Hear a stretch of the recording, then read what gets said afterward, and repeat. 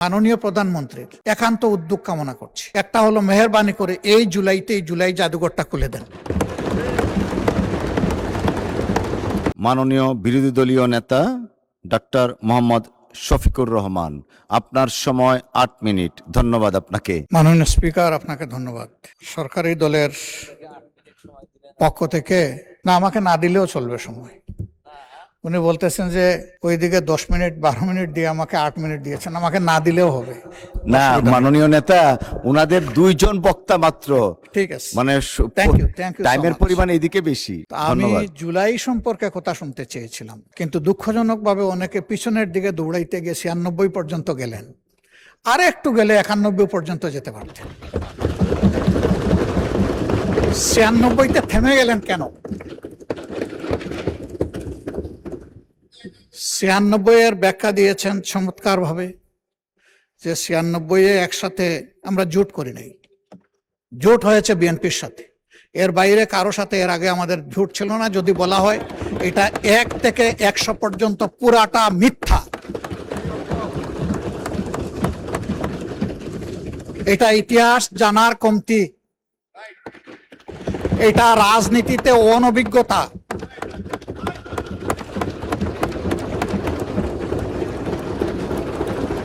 মন্ত্রিপরিষদের সম্মানিত সদস্যবৃন্দ যখন কথা বলবেন, সঙ্গত কারণেই আমরা অথেন্টিক বক্তব্য শুনতে চাই। 96 কেন হয়েছিল সেই কথা আজকে আমি যাব না, তাহলে আমিও 96 দিকে দৌড়াবো। সে কথা সুযোগ পেলে এই হাউসে আরেকদিন বলবো ইনশাআল্লাহ।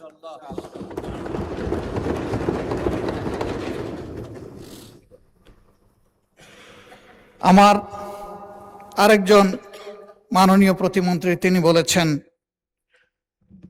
আমি বুঝেছি এটা এনসিপির দিকে ইঙ্গিত করে বলেছেন, যে তারা তো তখন ছিলেন, তখন কি করেছেন তারা, বা আরো কিছু করতে পারতেন কিনা। আমি ওই দোষাদোষিতে যেতে চাই না। এই ব্যাপারে এনসিপির আহ্বায়ক বক্তব্য রেখেছেন এবং চমৎকার করে বলেছেন যে আমরা এটা করেছি ওইটা করেছি, আরো করা দরকার ছিল, আমরা পারি নাই, এখন আপনারা করেন। এটাই হওয়া উচিত। আমি গিয়েছিলাম ব্যাংককের হাসপাতালে পঙ্গু জুলাই যোদ্ধাদেরকে দেখতে। আমি সবার সাথে কথা না বলতে পারলেও অনেকের সাথে কথা বলেছি। আমি জানতে পেরেছি যাদেরকেই পাঠানো হয়েছে চিকিৎসার জন্য, এইটা সদ্য সাবেক সরকারের সময়ই পাঠানো হয়েছে। কিন্তু এখনো আমাদের কাছেও আসে, আমার বিশ্বাস সরকারি দলের নেতৃবৃন্দের কাছেও যায়। বহু আহত পঙ্গু যোদ্ধা চিকিৎসার জন্য এখন দাঁড়ে দাঁড়ে ঘোরায়। আমার অনুরোধ, সরকার যেন তাদের দিকে দৃষ্টি দেয়। ওই দোষারোপের রাজনীতিতে যাওয়ার দরকার নেই, দায়িত্ব পালন হোক, শান্তি পাব। আরেকটা কথা এখানে অনেকেই বলেছেন, আমি আরেকবার বলতে চাই। জুলাই ছিল ফলাফলের সময়, কিন্তু তার ক্ষেত্র তো 17.5 বছর। এই সময়ের ভিতরে যারা গুম হয়েছেন, খুন হয়েছেন, পঙ্গু হয়েছেন, তাদেরকে ফেলে দেওয়া, ভুলে যাওয়া উচিত হবে না। এটা নিজের আত্মার সাথে বিশ্বাসঘাতকতার সামিল হবে। তাকে পরম শ্রদ্ধায় তাদেরকে স্মরণে রাখতে হবে, শুধু মুখে নয়, কাজে।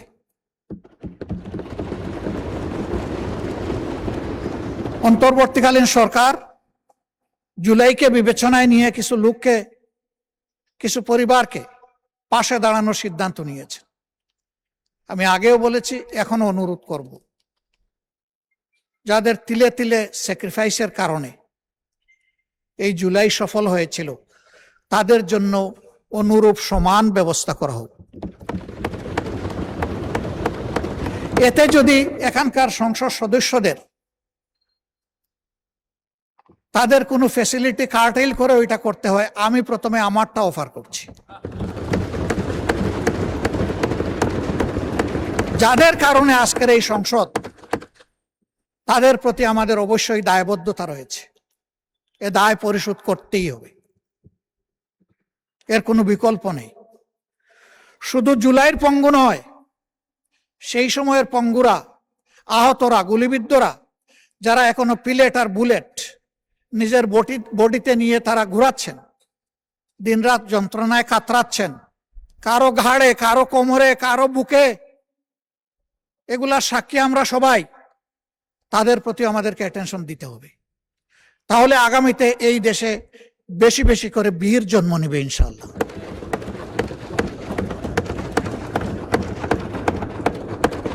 এখানেও আছেন একজন, তার সন্তানকে যখন আদালতে তোলা হচ্ছে, মা তখন পিঠ চাপড়িয়ে বলেছিল, ভয় পেও না।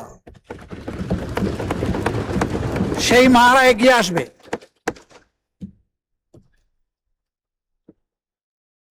কিন্তু আমরা যদি বিস্মৃত হয়ে যাই, তাদেরকে যদি আমরা ফেলে দেই, তাহলে এটা হবে না। আমি দুইটা প্রতিষ্ঠানের প্রতি মাননীয় প্রধানমন্ত্রীর একান্ত উদ্যোগ কামনা করছি। একটা হলো, মেহেরবানি করে এই জুলাই জাদুঘরটা খুলে দেন। যদি কিছু কাজ বাকিও থাকে তাও খুলে দেন। এই রিনোভেশন, এডিশন, ডিডাকশন, এটা কন্টিনিউয়াস প্রসেস, এটা চলতে থাকুক, কিন্তু জুলাই জাদুঘরটা খুলে দেন। আপনি উদ্বোধন করবেন, আমাদেরকে দাওয়াত দিলে আমরাও আপনার পাশে থাকব। জুলাই ফাউন্ডেশন, এটা জুলাই যোদ্ধাদেরকে সাপোর্ট দেওয়ার জন্য, সম্মান দেখানোর জন্য একটা ফাউন্ডেশন হয়েছে। আমি ব্যতীত শুনে, যদি এটা সঠিক হয়ে থাকে, এই ফাউন্ডেশনের কর্মচারী কর্মকর্তারা গত 5 মাস ধরে তারা কোনো বেতন পান না। আমি এটা জানি না ভাই, আমি যেটা জানি না সেটা আমি বলবো কিভাবে? আমার একান্ত অনুরোধ, সরকার এই প্রতিষ্ঠানটাকে যেন আরো প্রাণবন্ত করে তোলে। ওই একই, এখানেও বীর জন্ম নিবে বেশি করে ইনশাআল্লাহ। এরপরে আমার অনুরোধ, যাদের বিচারের কথা বলা হয়েছে, তাদের বিচারে কেউ যদি গড়িমসি করে, হাসরের দিন আমি তাদের বিরুদ্ধে বাদী হব। এখানে আমি যে মুখগুলা দেখতে পাচ্ছি, অনেকে একসাথে আমরা জেলে ছিলাম, আমাকে নিলে একটু বেশি আদর করত, দীর্ঘ সময় রাখত, সহজে ছাড়তো না আমাকে। আমার বন্ধুরা অনেকে আমার পরে যেত, আগে চলে আসতো। তা আমাকে বেশি সময় কেন রাখতো, এটা তারা ভালো জানে। তবে আমরা যারা জেলে বন্দী ছিলাম, শরীরটা জেলের ভিতরে ছিল, মনটা আমাদের বাইরে ছিল। এই জুলাই যোদ্ধাদের পাশাপাশি 17 বছরে। জি, ওনার টাইম এক্সটেনশন। জি জি জি, মাননীয় বিরোধী দলীয় নেতা সবাই শুনতে চাচ্ছেন, ট্রেজারি বেঞ্চের মাননীয় চিফ হুইপও চাচ্ছেন আপনার সময় বৃদ্ধি করা হবে। তো আপনি কতক্ষণের মধ্যে হলে আমরা রিজনেবলি শেষ করতে পারবো? জি, 5 minutes. Okay, 5 minutes. Thank you. আপনাদের দুইজনকেই ধন্যবাদ। বিচারের ব্যাপারে কোনো গড়িমসি এই জাতি আসলেই সহ্য করবে না। এই ট্রমা বহন করার শক্তি এই জাতির নাই। বিচার হতেই হবে। তবে অবশ্যই এটাও বলবো, কারো উপর যেন অবিচার করা না হয়। বিচারটা যেন ন্যায় বিচারই হয়। আমাদের নেতৃবৃন্দকে ফাঁসিতে ঝুলিয়েছে, we are proud of them. তাদেরকে নিয়ে অনেক ষড়যন্ত্র করেছে মুখ দিয়ে একটা কথা বের করার জন্য। আলহামদুলিল্লাহ, তারা কারো কাছে মাথা নত করেননি।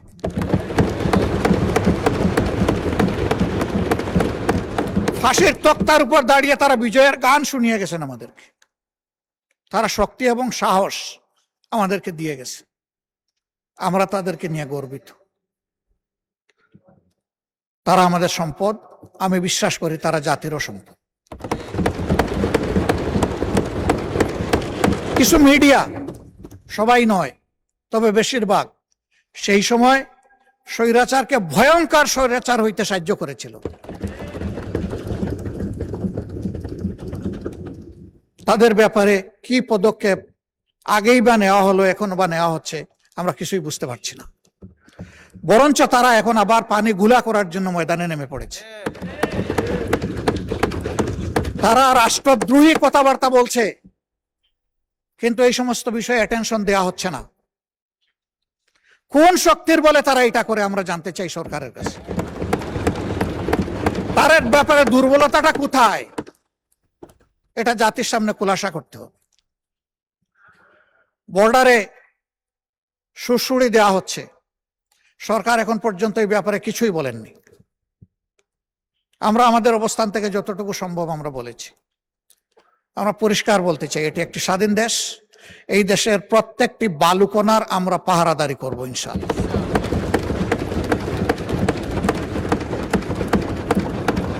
আমরা বলতে আমি বিরোধী দল মিন করছি না, আমরা বলতে এই পুরা হাউস এবং 18 কোটি মানুষকে মিন করছি।